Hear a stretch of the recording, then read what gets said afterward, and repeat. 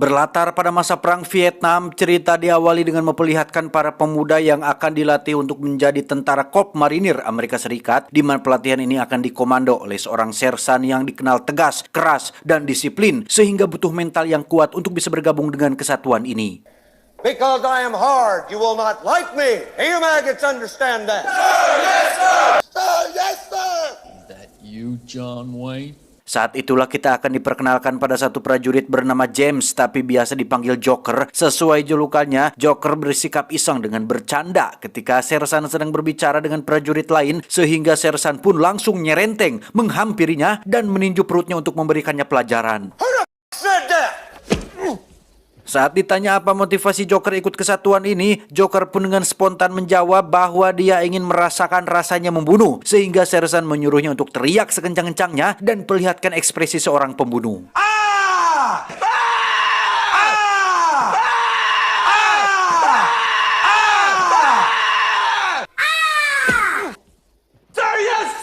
Dari sekian banyak calon prajurit, ada satu pemuda bernama Leonard yang bersikap cungah-cangeh alias senyum-senyum sendiri, nampak seperti menyepelekan dan merendahkan sersan, padahal tidak bermaksud seperti itu, sehingga sersan menyuruhnya untuk balem dan hilangkan senyuman itu dari wajahnya. 1, 2, 3. Sir, I can't help it. Dan ya, Leonard ternyata adalah seorang pemuda yang mohon maaf bisa dibilang memiliki kecerdasan yang rendah, atau dalam bahasa ilmiahnya biasa disebut dengan geblah-gebloh atau boloho. Namun sersan yang punya banyak pengalaman dalam menghadapi orang random tentu sudah punya cara tersendiri untuk mengatasinya. Salah satunya adalah dengan mencekik leher prajurit tersebut sampai hampir kehabisan nafas.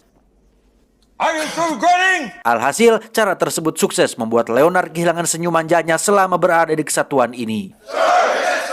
Sir, Private Brown, sir. Yes, sir. 2 minggu berlalu, mereka terlihat sudah bisa melakukan gerak jalan dan baris berbaris dengan rapi dan kompak, sampai sersan menyuruh mereka untuk angkat senjata dan letakkan di bahu kiri. Leonard lagi-lagi melakukan kesalahan fatal yang membuatnya harus mendapatkan sebuah hukuman.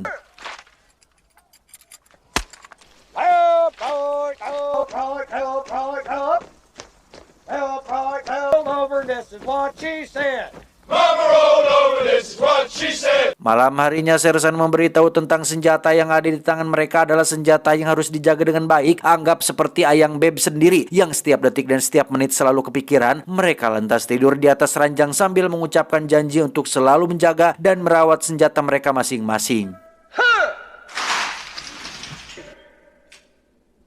Beberapa hari berlalu, para kandidat pun memasuki tahap pelatihan fisik yang di sini Leonard kembali menunjukkan kelemahan dan kemelehoyannya ketika fisiknya belum siap ditempa dengan pelatihan keras seperti para prajurit yang lain. Pull! Pull, pile, pull! Miracles your ass up there by now. What up and over? Move it, move it, move it! Alhasil, siapa yang direpotkan? Tentu saja adalah teman-teman seperjuangan Leonard yang dengan begitu solidnya membantu dan mendampingi Leonard untuk bisa menyelesaikan setiap tahap pelatihan fisik ini. Quickly! Move it up! Hustle it up! Quickly, quickly, quickly! Sebagai orang yang ditunjuk sebagai komandan squad, Joker bertanggung jawab atas semua rekan-rekannya yang lambat dalam belajar, yang sudah tidak perlu ditanyakan lagi. Leonard adalah satu-satunya prajurit boloho yang mendapat treatment khusus, sehingga Joker harus berulang-ulang kali menjelaskan dan mempraktekkan apa saja kewajiban mereka di barak pelatihan ini. Left one over the right. Make a 4-inch fold. The bolt goes in the receiver. Beberapa waktu berlalu, Leonard akhirnya menunjukkan kemajuan yang cukup signifikan berkat didikan dari seorang Joker, sehingga untuk sementara waktu, sersan bisa menghemat tenaga dan darah tingginya untuk hal-hal yang lain.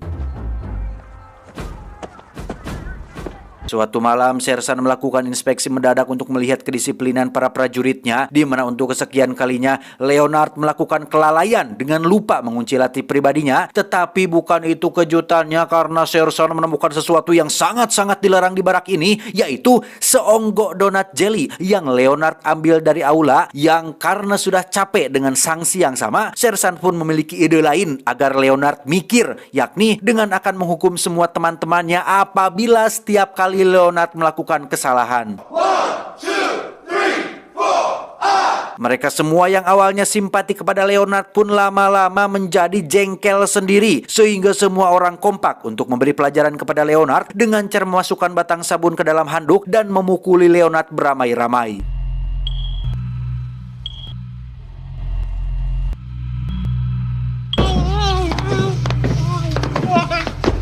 Sejak malam itu, sikap Leonard tiba-tiba menjadi aneh dan sering bengong sendiri dengan tatapan mata yang kosong. Bahkan Joker sempat memergokinya berbicara dengan senjatanya, yang hal itu cukup menimbulkan pertanyaan tersendiri tentang apa yang sudah terjadi kepada si Leonard ini. Sisi baiknya, Leonard benar-benar sudah berubah menjadi sosok prajurit yang disiplin, bahkan mampu melewati tes menembak dengan baik, hingga mereka semua resmi ditetapkan sebagai para prajurit yang sudah siap untuk terjun ke medan perang. I just want my M14. Today, you are Marines. Living, ladies. Kill, kill, kill. You'll all be able to do the same thing.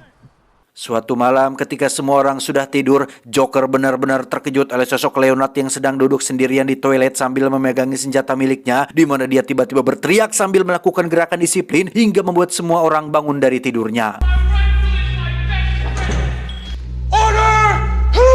Ketika Sersan datang, Leonard terlihat menunjukkan raut wajah yang semakin menggila, di mana Bapak Sersan tak memperdulikan hal itu dan tetap dengan ketegasannya menyuruh Leonard untuk turunkan senjata dan kembali ke tempat tidur. Tapi tiba-tiba, Go easy, man. When you were a child. ya, Leonard membunuh Bapak Sersan kemudian menembak kepalanya sendiri, sehingga bisa disimpulkan bahwa mental Leonard belum siap untuk mendapatkan pelatihan keras seperti ini. Hasilnya justru malah membuatnya tertekan dengan mengalami depresi berat yang membuatnya nekat berbuat hal seperti itu. Brotherhood. From now on, Bertahun-tahun kemudian, Joker kini bertugas di Vietnam sebagai jurnalis militer yang akan meliput dan membuat berita mengenai kondisi dan situasi yang terjadi di medan perang, di mana wilayah tempatnya meliput nampaknya tidak perang-perang amat. Bahkan Joker dan rekannya yang bernama Raptorman ini masih bisa ngopi di pinggir jalan tanpa khawatir atau takut akan ada serangan mendadak atau rudal yang tiba-tiba jatuh dari atas atau terjadi sesuatu situasi yang tegang yang beradrenalin. Sekalipun ada ketegangan, itu hanya diakibatkan oleh tindakan kriminal biasa seperti saat kamera milik Raptorman dirampas oleh seorang begal yang mendedikasikan hidupnya untuk kungfu ala Stephen Chow.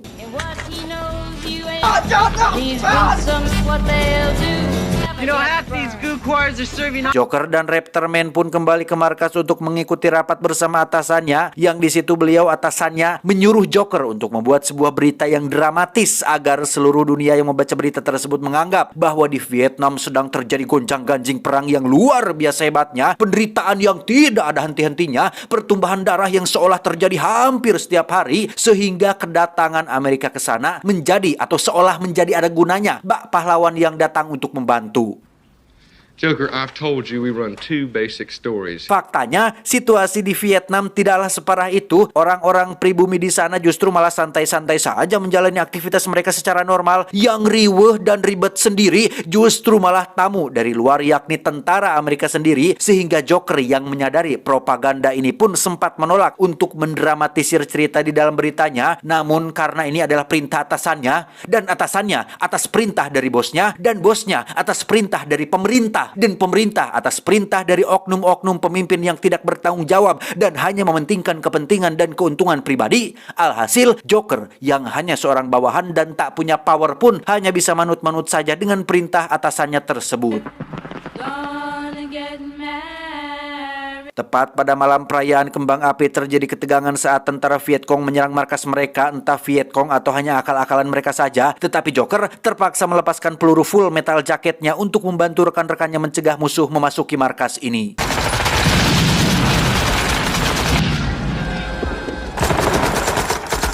Keesokannya, sang atasan langsung menginformasikan bahwasannya situasi sudah semakin memburuk. Vietcong yang dianggap sebagai para pemberontak pun katanya sudah menguasai beberapa wilayah mereka, sehingga Joker dan Raptorman dikirim menuju baris depan peperangan demi meliputi situasi dan kondisi di sana, yang apabila mereka berdua tidak menemukan kekejaman sesuai yang diinginkan, maka bolehlah mengaranglah, dramatisirlah, tambah-tambahinlah beritanya supaya ceritanya bisa lebih menarik dan selalu FYP di seluruh dunia. Button. How's it gonna look if you get killed where? Joker dan Raptorman pun berangkat menggunakan helikopter, yang di sini mereka langsung berkenalan dengan teman baru yang bernama Durgunner, yang sangat sangat anjing sekali dan sangat tidak manusiawi sekali ketika dia dengan begitu enaknya menembaki para petani wanita dan anak-anak yang bahkan tidak ikut terlibat dalam peperangan yang terjadi. Astagfirullahaladzim.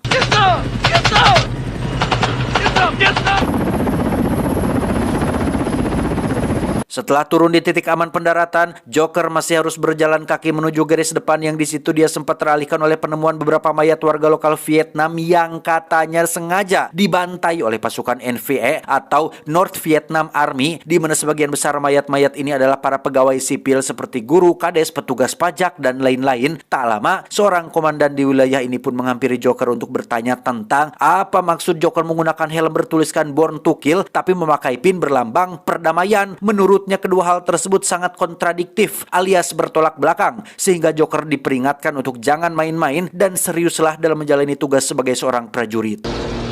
Sir! Setibanya di lokasi garis depan peperangan, Joker secara kebetulan bertemu dengan teman lamanya waktu di barak pelatihan yang bernama julukan si Cowboy, yang di situ juga ada seorang prajurit senior bernama Animal Mother yang tampak sinis kepada Joker sehingga keduanya sempat terlibat adu cungur. Roger, come on. Sit down. Come on, you guys. Faktanya, situasi ini medan perang tidaklah serius-serius amat dan tegang-tegang amat karena pada kenyataannya mereka masih bisa santai dalam waktu-waktu tertentu, seperti salah satu prajurit yang sengaja meletakkan jasad seorang Vietcong yang sudah berhasil dibunuhnya. These are great days we're living, bro. Keesokannya mereka mulai melakukan perluasan wilayah untuk menekan kelompok Vietcong, di mana Durgunner nampaknya harus menerima azab Tuhan saat dia dengan sombongnya berjalan di posisi paling depan, sehingga ketika ada serangan dadakan, Durgunner lah orang pertama yang mati dalam insiden ini.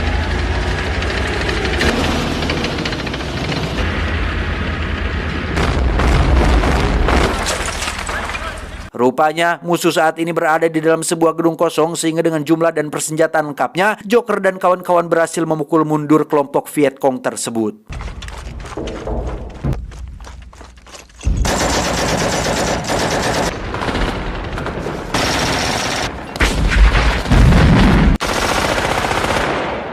Berhasil dengan aksi barusan, mereka pun mendapat kesempatan untuk diliput langsung oleh kru TV yang di situ mereka semua menceritakan pengalaman masing-masing selama berada di medan perang, yang kebanyakan dari mereka mengklaim bahwa keterlibatan tentara Amerika di sini tidak lebih dari hanya ingin membantu Vietnam mengalahkan para pemberontak, yang jikalaupun ada korban sampingan seperti wanita, anak-anak, dan warga sipil tak berdosa, mereka mengaku itu dilakukan tanpa sengaja akibat tekanan mental yang mereka hadapi selama berada di medan perang ini.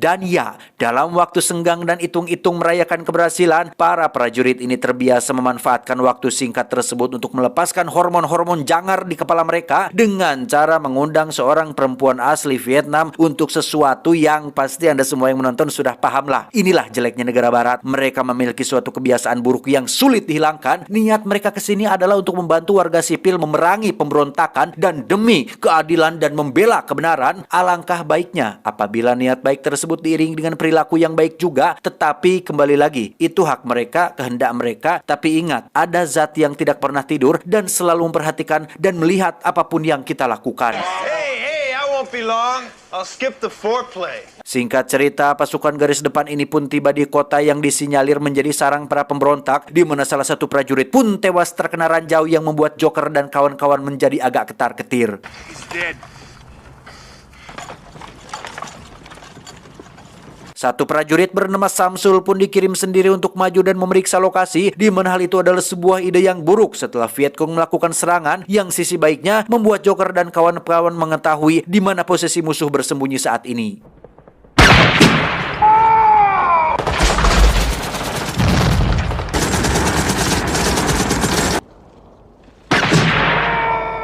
Dan ya, melihat kawan-kawannya mati, Animal Mother sang brutal pun maju sendirian dengan senjata beratnya, di mana aksi tersebut memberikan kesempatan untuk yang lain bisa maju dan merangsak masuk ke gedung tempat musuh bersembunyi.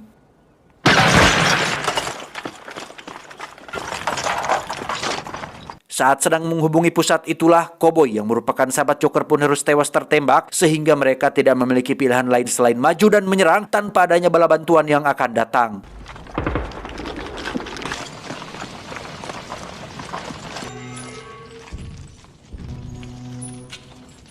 Joker yang sudah masuk ke dalam gedung pun mendapat peluang untuk menembak seorang Vietcong yang sedang sendirian. Namun karena Joker memiliki rasa simpati lebih tinggi daripada yang lain, dia malah diserang duluan meski akhirnya si Vietcong ini berhasil dilumpuhkan oleh prajurit yang lain.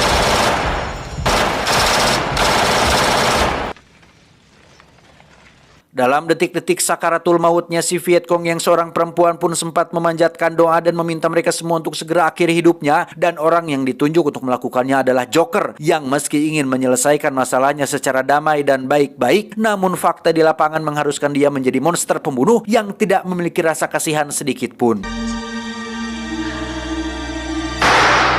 Setelah keberhasilan barusan, Joker dan kawan-kawan pun terus maju menekan kelompok Vietcong, namun pada akhirnya mereka harus kalah sesuai yang tertera dalam sejarah. Mamam.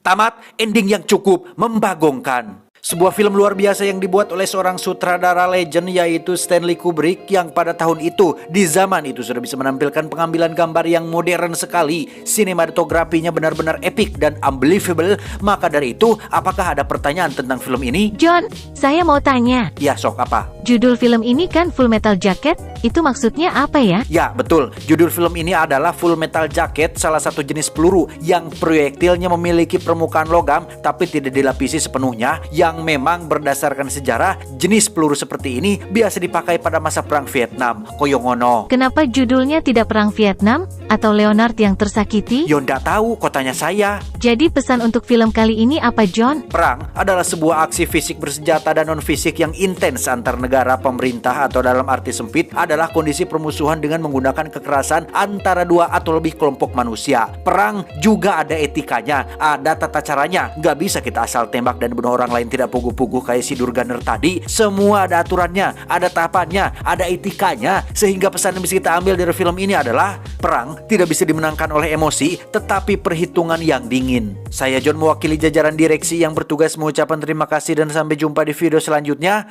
Adios, salon aktif Paman Takur.